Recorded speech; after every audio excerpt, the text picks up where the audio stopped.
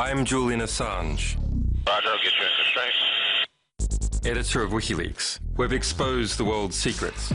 These documents belong to the United States government. Been attacked by the powerful. The United States strongly condemns. Hey, quit asking questions. He broke the law. Illegally shoot the son of a...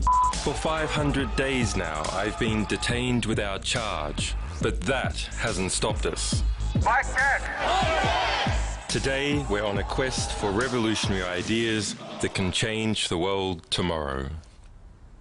Is the Arab Spring the enactment of a dream, or is it an impossible fantasy? This week, I cut through the spin and speak directly to two leading revolutionaries. From Cairo, I speak to writer and activist Alaa Abdel Fattah. Imprisoned and now banned from travel, he has become the icon of a revolution betrayed. Joining me under house arrest is Nabeel Rajab, the director of the Bahrain Center for Human Rights, and one of the most important figures in the Bahraini uprising. I want to ask them about the revolutions across the Middle East. Have they been successful, crushed, captured, or concealed? And what motivates them to continue to put their lives on the line? Alaa. Hello. You see me? And we have here Nabeel from Bahrain. Hey, كيفك man?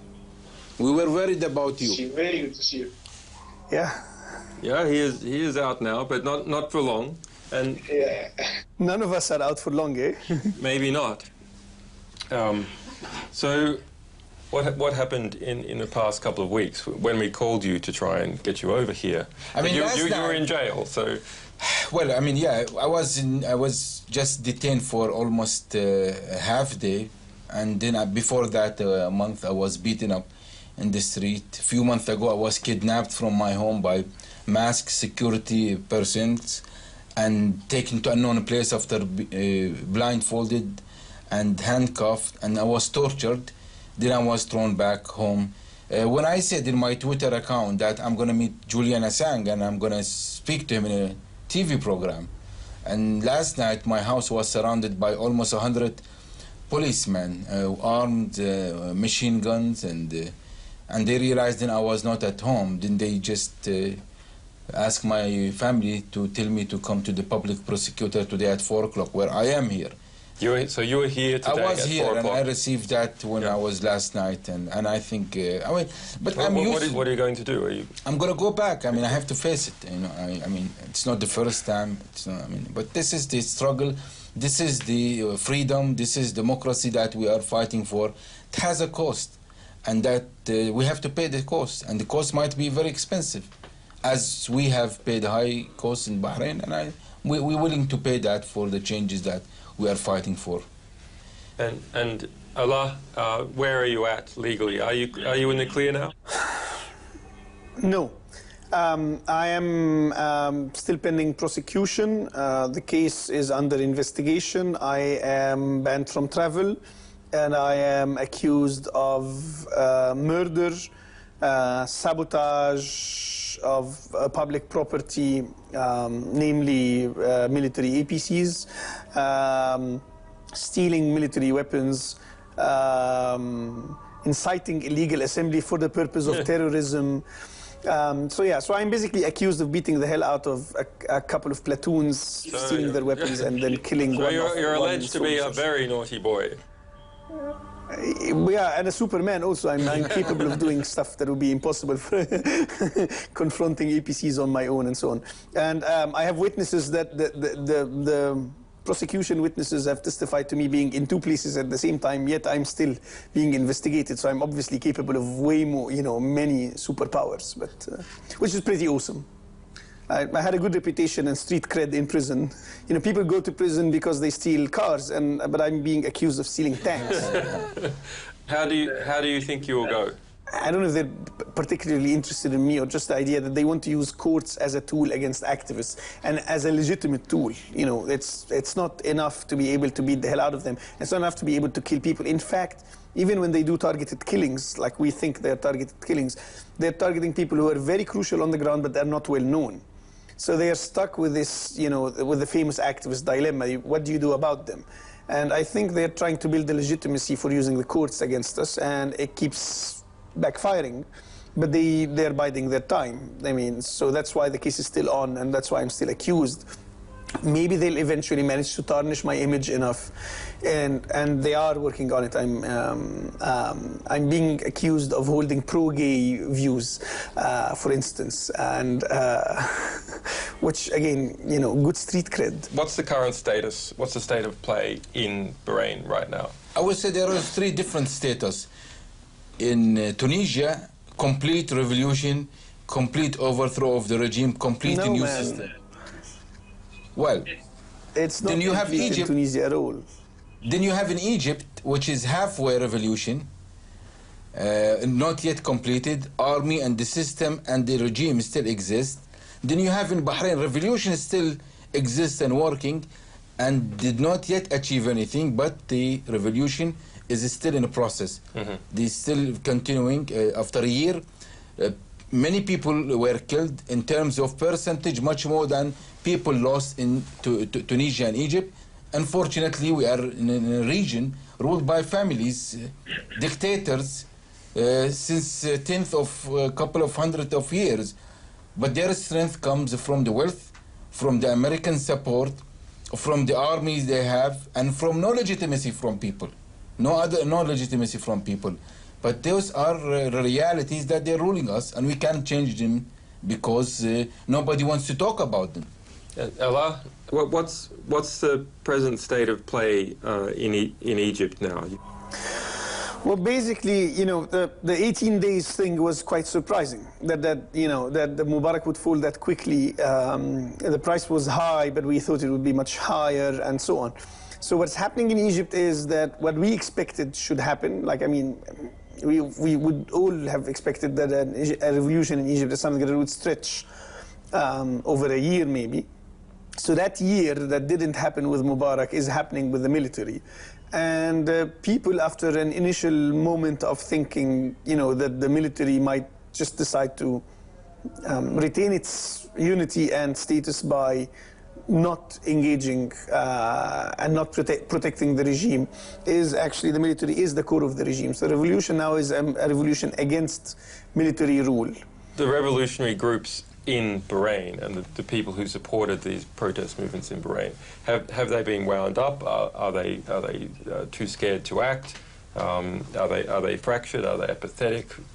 Who's left? Who's still pushing forward? Well, still a lot of people. You have. I mean, I wouldn't be surprised, or you should not be surprised to see half of the Bahraini population coming out in one protest. It's still happening. It's not happening in any of the revolution. None of the revolution we had in the history in the past 50 years, you would see 50% of the population out in the street in one protest, but you will see in Bahrain. Unfortunately, because of the double standard of many countries, because of the double standard of many state channels like Al Jazeera, like Al Arabiya, like other European and channels, that they don't highlight this. But this is the reality. Why doesn't Al Jazeera... Al Jazeera were positive in Egypt, they were positive in Tunisia. In fact, Al Jazeera were assigned for any revolution in the Arab world, if it is a credible revolution or not. If Al Jazeera will cover those revolution, means credible. But when it comes to Bahrain, Al Jazeera were quiet. I'm talking about the Arabic Al Jazeera, not the English. Yeah. English completely different. English was all right, wasn't it? It's still certain limit they were okay. The Arabic one, they were complete silence. In fact, in many areas, they taken the side of the government. Why? Why? Because they ruled from a similar ruling family and a similar region. A democracy in Bahrain means it's going to have an impact on Qatar. It's going to have impact on Saudi Arabia, which has the Al Arabiya TV channel. So why did Saudi send troops into Bahrain? I mean, and this is something the whole world has to speak out and have to condemn what happened. But we've seen the invasion of Saudis to my country with complete silence. Now the same government sending troops to Libya to fight the regime, and now they are against the Syrian Assad, which they have to be maybe. But when it comes to Bahrain, they were complete silence. With Saudis in the troops. Were they scared of the activist Shia in Bahrain spreading into Saudi? No, because the Saudis are very influential in the United States, in Europe. They have, for the interest of the United States, for the interest of the many European countries. for the arms sale, for the flow of the oil, for their mutual interests, which many countries have seen it has more priority than the human right of the Bahrainis. For example, the same United States, which asked Russia not to sell arms for Syria, they are selling arms to Bahrain. Yesterday, a statement by the representative, American representative in the Human Rights Council, saying that we will not talk about Bahrain this session because Bahrain is improving itself and they're doing better. Where people, as I'm talking to you, a few hours ago, one man died because of tear gas. We have a daily basis, people are dying. Is Iran fueling the revolutionary forces? This is what our government's saying. This is what the Americans maybe try to buy that, but that got none of the revolutionary group. I read a cable at the time of these Bahraini protests about 8 months ago, and this US cable, which we have published, says that the Bahraini government officers came into the US embassy and they said, look, Iran is behind these calls for human rights in Bahrain. It is funneling money and weapons into the Bahrainian resistance. And then the US ambassador, writing back to Washington, said that he saw no evidence that that was true. That they keep claiming this. At least one cable. Claiming this, but over years they had never seen any evidence. Similar to that, at least one cable that was about me, where one of the government agents go to the American embassy, says that Nabeel Rajab is receiving fund from the Iranian government. Then the Americans tell the State Department that's not true. They've got nothing to support that. Do you think this fear-mongering about Iran is it the primary reason why the West is not supporting? I'm sure they want Bahrain stable as the fifth fleet base on Bahrain. They want Bahrain to be very quiet and stable. Losing Ben Ali in Tunisia, losing Mubarak in Egypt, angered the Saudis very much. You know that there was a telephone call where they had a fight, the Saudi king with the Obama. And when it comes to Bahrain, this is the last thing the Saudis want to see. A revolution on Bahrain, few miles from their border, which means going to have impact next day in Saudi Arabia. That's why Saudi sent the troops to Bahrain to take part in the crackdown, in killing people, detaining people, and they've taken part in that bloody crackdown with the complete silence from the international community. Yes, Saudi, they don't want democracy. Yes, Qatar, which want to promote democracy in Syria and other part of the world, but they don't want democracy in Qatar.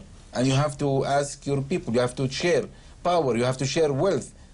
And those governments will not accept that to happen. Alaa, you may remember during the heat of the Egyptian revolution, Suleiman, the head of domestic intelligence in Egypt, was proposed by Joseph Biden, by the State Department, by Hillary Clinton, to be a sort of replacement figure for Mubarak, a compromise figure.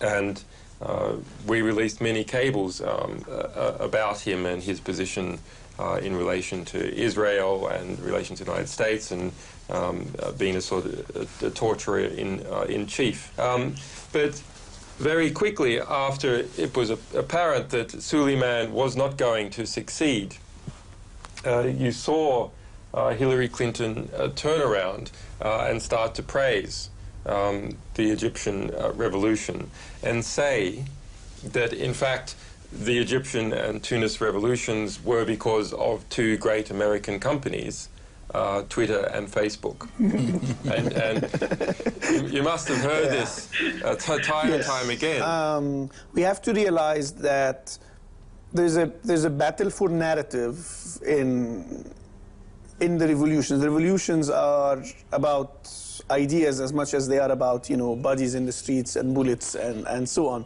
And the most crucial aspect of this battle of narrative is to try and narrow down the revolution to being about the Facebook youth. That doesn't mean that the Facebook youth did not play an important role in the revolution. They did. But the thing is, if you draw a circle around, a side of the revolution and say, this is the true revolution, everybody else is not for real, and then you play on everything. You play on class. You play on how much people are willing to use violence to defend themselves, to isolate revolutionary forces from each other. So the well-off, middle-class, highly educated, internet-connected youth played an important role in the revolution. And they were, for very tactical reasons, they were the symbols of the revolution because you needed the whole world to love the Egyptian revolution. So you also had this great Woodstock-like party in Tahrir without the drugs and the sex, but you had this wonderful, amazing and very inspiring. It's also very real. There's no aspect of of fantasy about it. A party in Tahrir Square. But if you tell the story, that's why it's about narrative. If you tell the story of the Egyptian revolution as these wonderful kids, good-looking, well-connected kids being in Tahrir, then you're ignoring the workers, you're ignoring the street battles, you're ignoring how much we had to use violence in defense. We were not sticking to the script that people outside of the revolution think that it was going on. So Hillary was not just pushing two American companies. She was pushing a narrative that is designed to stop the revolution, to make sure that it doesn't go deeper than Mubarak. Alaa, you wrote, the square is a legend that would fall if the families of martyrs stopped to believe in it. The dream is the alternative to the regime. If we let go of it for realistic, rational and committed debates that follow the right order of priorities, it would perish.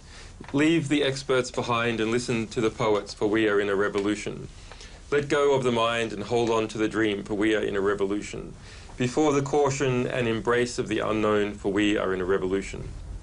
Celebrate the martyrs, for amidst ideas, symbols, stories, spectacles and dreams, nothing is real but their blood, and nothing is guaranteed but their eternity.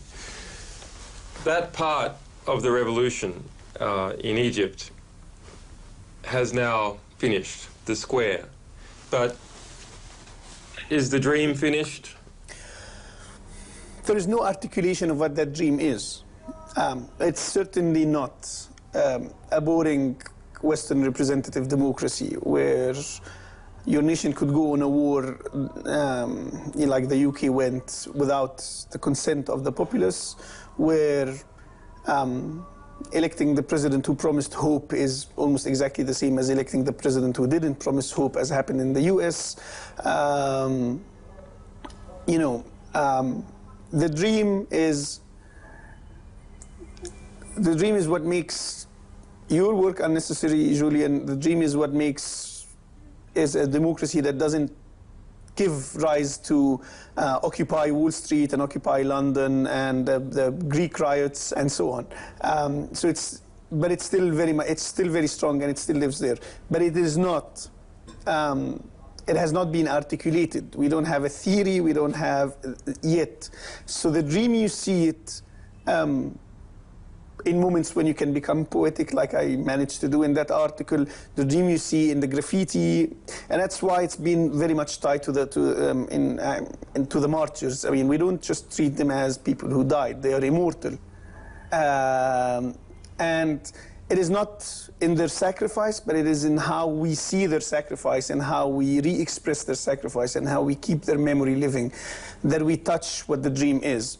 But I cannot tell you what it is exactly. And it is in moments of battles, actually, that I almost can touch it. Like when we are battling the police, there are always these moments of ceasefire that don't last for very long. I think they're usually the police are refilling their ammunition and so on.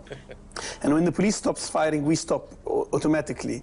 But in these moments, you find that people have formed circles. You've got fires all over the place because there's, fires, people have been using Molotov cocktails or something like that. So these fires become actually like a bonfire. People are sitting around it. Tea, suddenly, street merchants come up out of the blue and, the people are drinking tea and singing together and so on. There is a postmodern state that we are trying to reach, and we don't know what it is exactly. But this is why we're having a revolution and not just an orderly reform. And this is why it doesn't actually matter what the US government wants and what Al Jazeera is doing and so on, because it's about something that's much deeper. And I don't know if we're going to win it this time, and I don't know if we're going to win it in my lifetime. But it's enough that I on an almost weekly basis, that I get moments where I can almost touch it. Nabeel? I think in the end of 2010 with Abu Azizi, wave have started, tsunami, and I think it's gonna change the whole region. Maybe in very few years, the whole region gonna change. Those smart government in the region, which gonna reform themselves fast, and those government who will resist changes, I think the tsunami will remove them from their seats. Those government in United States or European government who build their relation, who build their interest, long strategic interest with those dictators, I think they're going to lose a lot. Those government who are smart enough to have a relation with the people rather than those dictators, I think those will benefit. Changes, I'm very optimistic that changes going to happen in our region, positive changes. In these moments, whether you're in prison or you're in a situation of being held and kidnapped and beaten, when you have the maximum isolation, you do not have control of your physical space, you don't have control of your body, someone else has your body, and you are not at liberty in the most fundamental sense of the word. What do you think about, and how do you try and control your feelings to see you through this moment? I think if you have a goal, if you believe in the just of your goal, of your struggle, you will overcome those difficulties. And you know that changes that you're fighting for, it's been there for hundreds of years. It's not an easy thing to change. So to achieve those changes, you have to be willing to pay a price, and that price might be your life. And I'm sure those people heading the movement in the Arab world are that type of people who are willing to pay their life to achieve those changes. Yeah, prison sucks, man. And this is my second time to go to prison, and my fight was this time that I was facing a military prosecutor, and I refused to recognize the legitimacy of the military justice system. And so I was sent, eventually, we managed to win this major victory, and I was sent to a proper magistrate. And then he still kept me in detention. And so there was this moment where I was completely collapsing. And I really wanted to be out and attend the birth of my first son. And I couldn't because of that. And so I collapsed, and then he was born. And 3 hours later, my family managed to send me photos of him. And it didn't matter. At that moment, it just didn't matter at all. And so it's always been the experience of being surrounded by love on a very personal level, but also in the solidarity, I've been privileged and lucky enough that when I go to prison, there's a massive solidarity everywhere in the world, and it's usually of a very personal fashion. Did you know the support that you had on the outside when you were on the inside? Yes, mostly through family visits. So it isn't isolation that I wouldn't be able to handle, and it isn't being put with dangerous criminals in a very crowded cell that I wouldn't be able to handle. But if I was prevented from visits, then I don't know how I'd be able to handle that. And that's, yeah. Don't tell them. Nabeel, you're a father of two. I have two, yeah. You're a father of two. Will you tell your children to grow up to be an activist like you and be kidnapped and put in prison, be beaten up?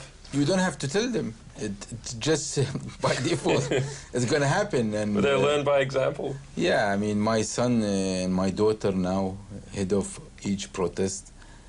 I just moved them from school because they were harassed in the same school from the children of member of the ruling family. And they are paying high price, or maybe higher than me, because I'm doing my fight and struggle, and I'm ready for the reaction. But they started growing up, seeing reaction for a reason they don't know why. Being their house being raided at midnight, their father has been removed from bed and beaten in front of their eyes. their house has been tear gassed maybe more than 20 times in the past 1 year. They've seen things normal children they did not see in their life. But they have learned a lot. They are much older than their age. How old are they? My daughter, she's 9 years old, and my son just become 14 years of age. I mean, he used to take part with me in each and every protest since he was 5 years old. And so my daughter, she never liked human rights and politics or nothing like that. But since I was kidnapped and beaten in front of her, she become a radical now, an activist. And my wife also, she's very quiet woman, but she's an activist. I think the whole family become activists. We are almost more than 1,000 members. The whole clan. Yeah, the family. And I mean, I think many of them become activists now. The whole nation, the revolution have made the whole nation activist. Imagine Bahrain government stopped journalists to get into the country, stopped the human rights organization to get into the country.